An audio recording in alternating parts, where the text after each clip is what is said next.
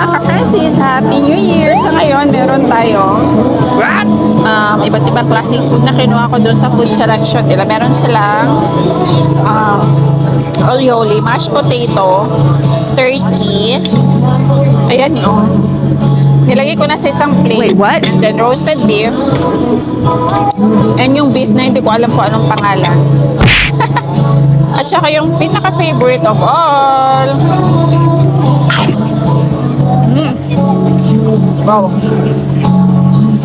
Ito yung beef na mahirap siyang banggitin.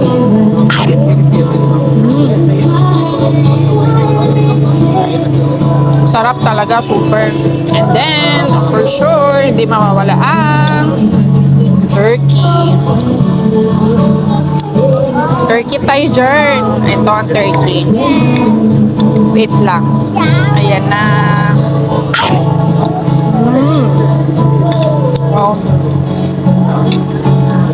And then, meron tayong mashed potato.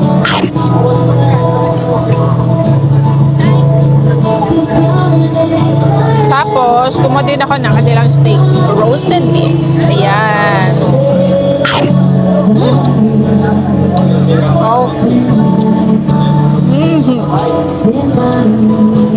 Sarap.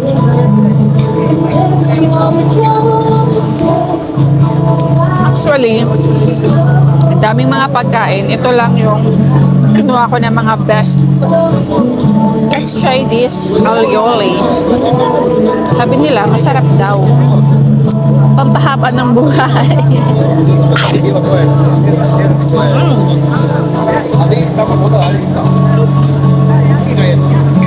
Ang sarap. Wow. Uy, may cake na ang hang. Ang sarap. Pampahaba ng buhay. Aioli.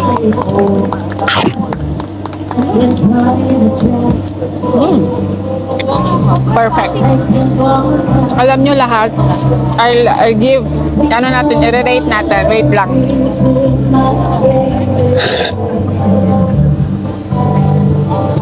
First, i-rack natin turkey, roasted beef, spaghetti. Ano yung spag nila, yung pasta. It's not spaghetti, pasta. Yung beef na mahirap banggitin.